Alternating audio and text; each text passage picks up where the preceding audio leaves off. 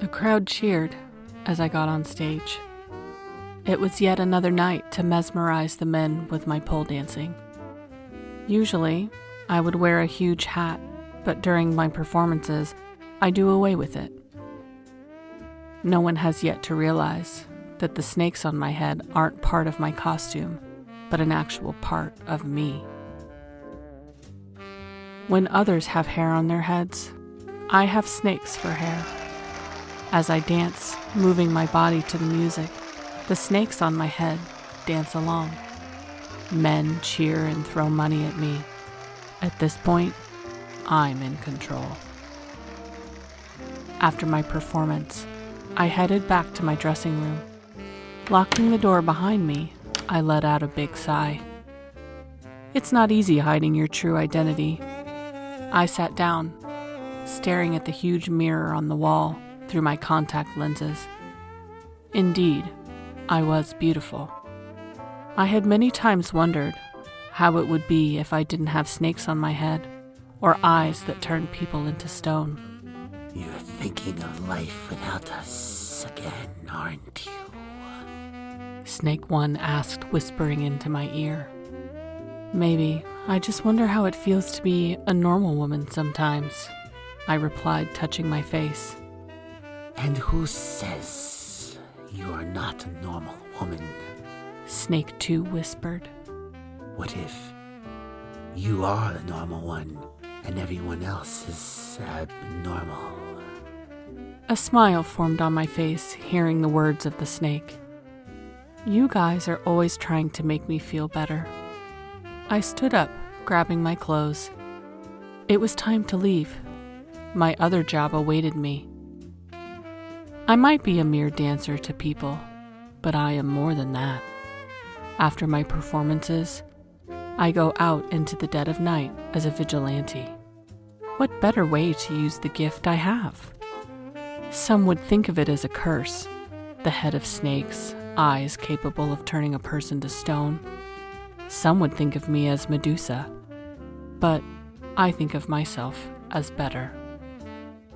I step out of my dressing room with more confidence, wearing over my head an oversized hat and carrying my mini backpack. I had a mission to accomplish. One of the richest men in the city was throwing a ball, a masquerade ball, where people come together dressed up in costumes wearing a mask just to dance and drink. My intentions went far beyond drinking and dancing. I had business with the host of the ball, Mr. Charles Leon. I walked towards the back door, holding on to the handle. Lady Adder. Jackson called out my name. I turned around to look at a tall man with black silky hair. If not for the heels I wore, I would not have been able to look him straight in the face. You're leaving without your night's payment, he said as he held out an envelope. You're getting extra pay today. The boys love you and this place is getting packed. Jackson's face was beaming in excitement. Glad to know. I took the envelope with a smile, and then headed out without another word. It was almost time for the ball. I walked through the alley, heading to my motorcycle, which was at a corner. I walked towards it with a grin on my face, slowly running my hand down the seat. Usually, people put on a big helmet to protect their heads, but I have tiny helmets for the snakes on my head. Safety first. I got on my motorcycle, ready for the night's mission. It was late into the night. People had retired to their homes. The streets were almost empty, and just a few people were left. As I headed towards a turn, my eyes caught a young girl running, and behind her were two guys. One wearing white and the other blue, chasing after her. I checked my watch, and there was still time to spare. I changed direction and went after the girl, who already ran into the dark alley.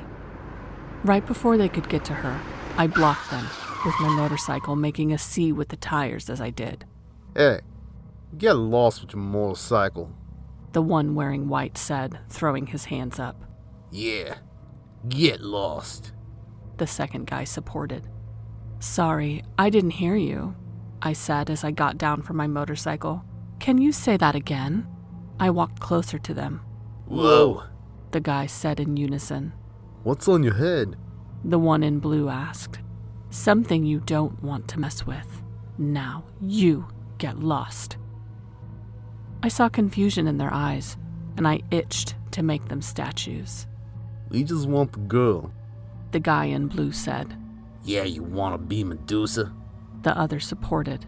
I knew they would still haunt her if I let them go, or it was just me itching to kill someone. I grabbed the guy in white. He was lucky I wore contact lenses, or he would have been stone as he was looking directly into my eyes. Kill him. The snakes said in unison as they stretched out, looking at the scared human who couldn't say a word, straight in the eyes. Let my brother go. With a grin on my face, I held on tighter to his shirt as the snakes on my head delivered multiple bites to his face.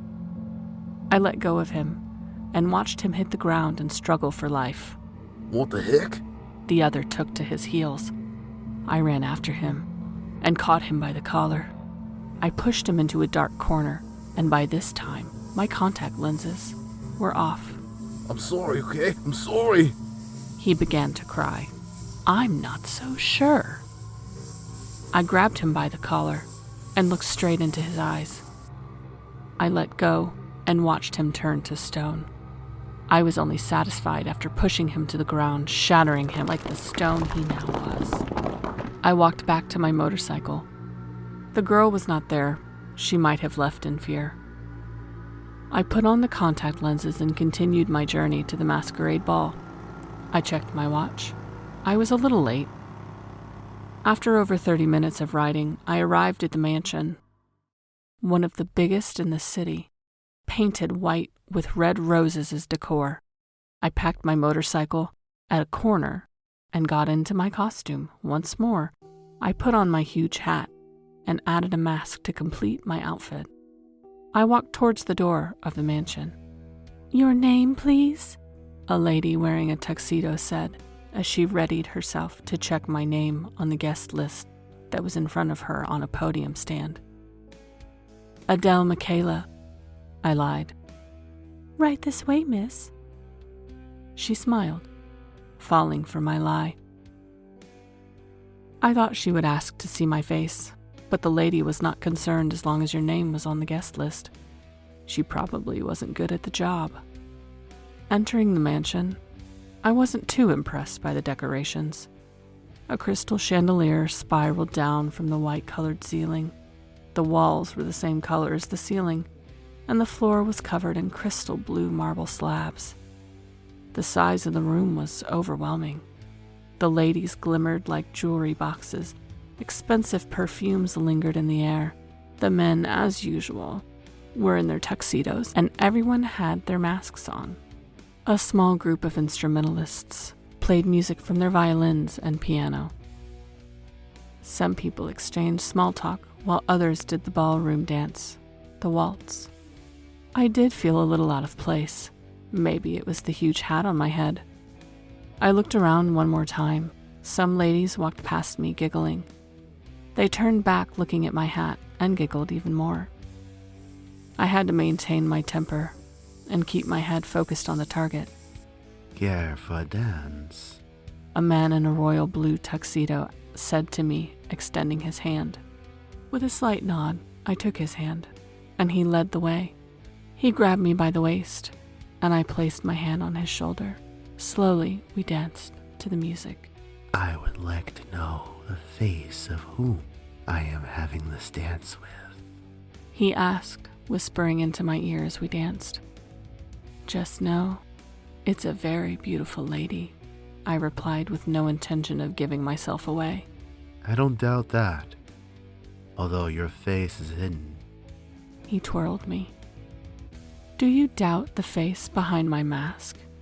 I pulled away from him, and he pulled me back to his chest. My hat almost came off my head. No, but tell me, my lady, why the hat? It is beautiful, but I'm sure your hair is even more. He looked at my hat and back at my face, If only he knew. Before I could reply, my gaze focused on the guards whispering to one another, and then focusing their gaze on me. Perhaps the real Michaela was here. Without a word, I broke out of the gentleman's hold and made my way across the ballroom and went up the stairs. I looked back, and the guards were on my trail, along with the man I danced with. I ran quickly, but not without stress from my heels. Can you hold on? The man yelled as he ran after me.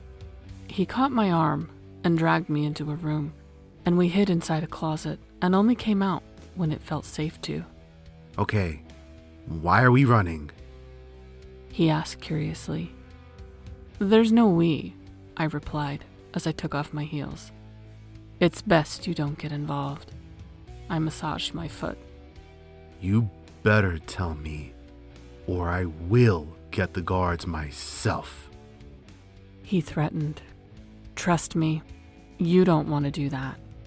I gave him a stern look. Tell me what you did. He was not giving up. Fine.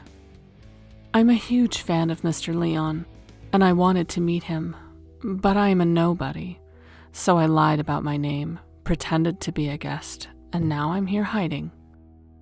I had to lie. Okay, I'll take you to him. If you show me your face. He took his mask off, waiting for me to follow suit. What a handsome face, but I'd rather keep mine closed. And how am I sure you are indeed going to take me to Mr. Leon?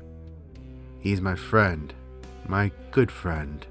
He brought out his phone and showed me pictures of them together. So, they're just pictures. I wasn't going to be convinced that easily. He shook his head before letting out a mild laugh. You're a tough one. I'm sure you are a beautiful lady.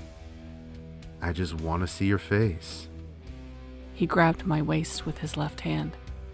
Please, mister, I advise you to get your hands off me. His eyes were beaming with lust for a face he has not seen. How can I? Your perfume is very attractive. He slowly placed his other hand on my face. Then, in a blink of an eye, my hat came off. Jesus! He exclaimed, pulling back in fear of the snakes on my head. You should have minded your business, I said as I covered the gap between us. Stay away from me. He slowly created another gap between us. What are you, Medusa? He slowly reached for a hat stand resting against the wall. You don't want to harm me. I walked towards him. Stay away, you witch! He swung at me. I ducked, saving myself from getting hit. He tried one more time, but I caught it and then raked him off his feet with my leg. Ouch! He exclaimed as he hit the ground. I don't want to do this, I said as I backed up with my hands up. Just take me to Mr. Leon. So you can harm him with those snakes on your head? Should I even be looking at your face? He picked himself up. You will take me to him right this instant. I wasn't ready to fail this mission. You will try to escape. Snake One whispered to my ear. Yes, you need him. Snake Two whispered as well. Threaten to turn him to stone. Snake Three also added. I'll turn you to stone if you don't, I threatened. You can't force me. He replied, slowly making his way to the door. Stop, I ordered. If I leave you here right now, I promise your secret is safe with me, miss. He kept moving his feet towards the door while still looking at me. I said stop! He threw his wristwatch at me and ran out of the room. I was supposed to chase after him, but I needed to get my target. and then get out of the mansion. I picked up my hat and cleaned off imaginary dirt from it. I put it on and carefully opened the door, looking left and right before leaving the room. I walked the hallways, being extra careful. Hey! A voice yelled out, causing me to stop in my track. I turned around to see two huge men walking towards me, one holding out a gun. Stay right where you are. The one with the gun ordered. I stayed glued to the ground, waiting for who would dare to touch me. You're coming with us! They grabbed me from each side. I threw my head backward, throwing off my hat. I let the snakes do what they did best. Bite. Oh! They both yelled in unison. I kicked the gun that was now on the floor away from the guard's reach, and I picked up my hat. I began to run. The mission must be completed. I honestly thought it was going to be way easier than this, but I was wrong. I needed a new plan. I was heading back to the room I hid in so I could think. I managed to get past people. On entering the room, I didn't expect anyone there, but I had just walked in on two couples making out. "Oh my goodness," the lady said as she hurriedly left the room.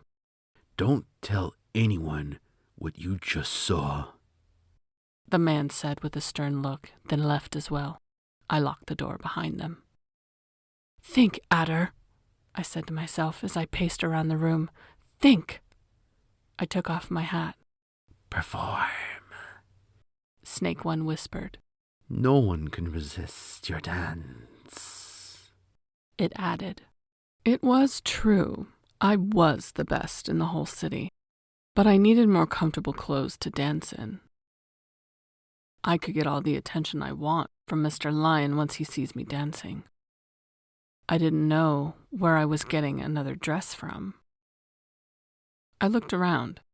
The room didn't have much, and no one possibly uses it. I opened the closet. It was as empty as I first saw it. I had no other option than to improvise. I grabbed my dress by the end of it and ripped the side. I repeated on the other side. My lats were now visible, and I could dance freely in this. All I needed was a grand entrance. Something that screams, Lady Adder.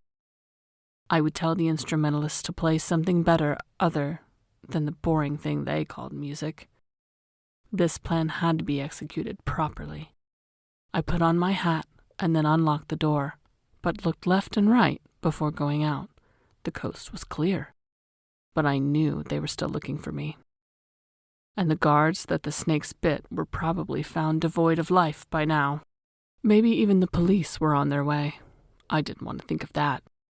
I had to remind myself that I was the hero and that I'm doing everyone some good. The police were not as efficient. After all, the government runs the police force, and they were slacking. A few months ago, Mr. Lyon received a heart transplant, but the means he had gotten the heart were illegal, the black market. It angered me, even more, knowing how the sellers got the heart. Human trafficking. They illegally harvested people's organs and sold them to the highest bidder. After this mission, I might just go after those who are involved.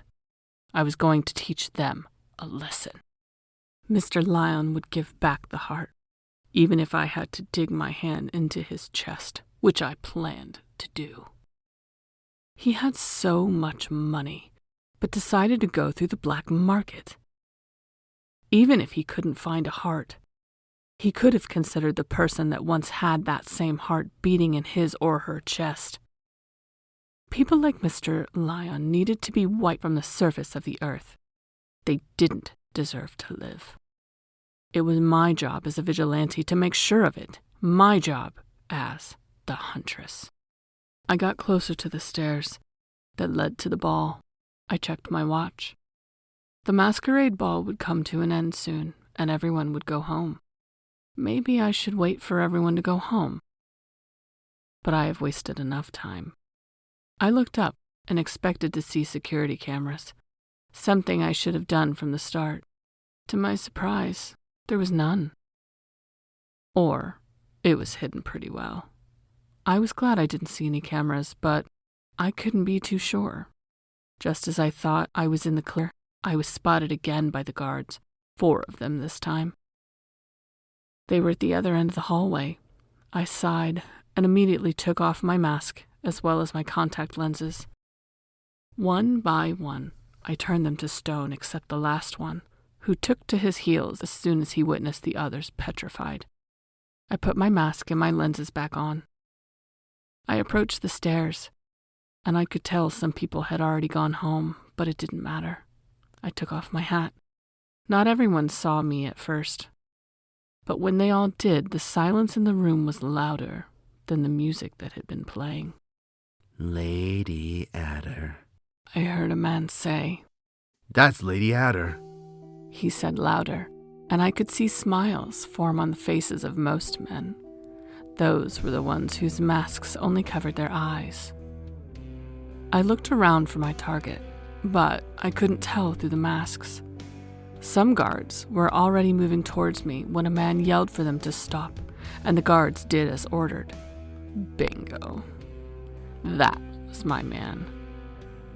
I catwalked down the stairs, and people made way for me. They practically created a big gap, almost falling on each other. I made it to the middle and signaled the instrumentalists to play something. They looked confused and didn't respond. Play something, you damn fools. A man cussed from the crowd, and Mr. Lyon gave a hand of approval, and so my performance began. I didn't like the music, but I had to dance anyway. I danced to where my target stood. He was sure not tall. So much for not wanting attention to myself. What did I think would happen? That I would walk in and then get access to Mr. Lyon? And the guards won't suspect a thing? They won't come for me? I would have to cover my trails, so it doesn't drag me down under. I danced for another 10 minutes before Mr. Lyon gave the order for the music to stop, and people cheered. A guard approached me with my hat, obviously scared. He didn't come too close. I put my hat on, and another guard joined, escorting me up the stairs. We walked down the hall for some minutes, then we entered a room. It was Mr. Lyon's office. The guards insisted they cuffed me to the chair, and my mask was taken off. It was dragged off my face because the guard was too scared. I didn't struggle. I was getting closer to accomplishing my mission. Mr. Lyon came in with a grin on his face. We were both alone in the office. Nice performance you gave there. He grabbed the bottle of alcohol from the table and poured himself a glass. Want some? He offered. No, thank you. I gave a mild smile. So, why are you here, Miss Adder? He asked, sitting down at the other side of the table. I'm your biggest fan, I said with my face void of expressions. Wow, okay. So am I to believe that? He nodded his head, then raised a brow. Of course. Aren't you the famous Lyon? I was itching to act. You think I don't know about the ruckus that was taking place while I was downstairs? You think I don't have cameras in my mansion? He laughed. I knew it was not possible for the mansion to not have security cameras. I made my guard stay off your trail. He added. Why? I sincerely wanted to know. I know someone sent you. Is it Diego? Tony? Adams? He leaned forward. How many people want you dead? I raised a brow. Well, I can't list them all. He stood up and walked to my side of the table, but he kept his distance. I don't know his name. I lied. I don't ask for the name of those who send me on missions. All I know is that he says you owe him something. A lot. I hoped he bought my lie. It has to be Francis. He hit his palm against the table. He needs to give up. Tell me how much he paid you and I will double it. No, triple it. He offered. So, you want me to work for you? Is that what you were trying to say? I asked with a smirk. Yes, that's exactly what I'm saying. He poured himself another drink. Okay. I will do anything as long as the price is good, but I hate this cuff. I watched him think about it for some minutes before he finally broke the silence. How am I sure you won't try to kill me? He was having second thoughts. I needed to act fast. Fine, just shoot me. I'm tired of this anyway. I rolled my eyes. I will uncuff you for now. Don't do anything crazy. He slowly walked behind me and uncuffed my hands. I stood up and he backed away. I looked at the bottle on the table, picked it up, and drank straight from the bottle. Okay, this is nice, I said as I wiped my mouth. You know, there is a glass on the table. He asked disgustedly. I ignored him and walked towards the door, locking it and throwing the key across the room. You know, my gods are right outside, he said, trying to hide his visible fear. Mr. Lyon, I am in love with you. I waited for him to say something, but he didn't. I am really in love with you, and I only took this job because it was an opportunity to express my love for you. I walked closer to him. He seemed lost. I really love you. I inched forward, whispering in his ear. I turned around and used the opportunity to take off my contact lenses. I have a woman already, he said as he swallowed saliva. I turned back at him, but avoided his eyes. I brought my mouth once more to his ear. Well, she would have to find someone new, 'cause as of now, you are a dead man. I dug my hands into his chest as my talons formed and his eyes widened. He tried to shout, but his voice lost strength. I ripped out the heart from his chest and watched him turn to stone before hitting the ground and shattering into pieces.